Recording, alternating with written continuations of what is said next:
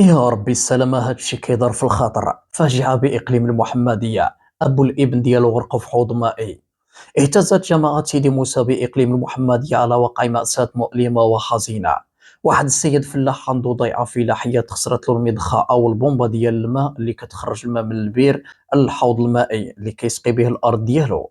المهم هاد الفلاح اتصل بواحد السيد معلم كهربائي باش يصلح ليه البومبة، وبالفعل المعلم جا وجاب معاه الابن ديالو اللي هو باقي صغير.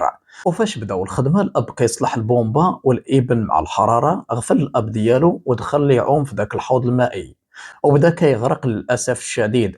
والأب سمع ولدو كيغوت ناض كيجري جبرو كيغرق نقز موراه باش يعتقو وغرق حتى هو. والسيد مول الضيعة الفلاحية سمع الغوات ديالهم جا كيجري مع شاف داك المنظر ما قدرش يتحمل، نقز موراهم باش يعتقهم صدق حتى هو غرق معاهم. لا حول ولا قوة إلا بالله. إنا لله وإنا إليه راجعون.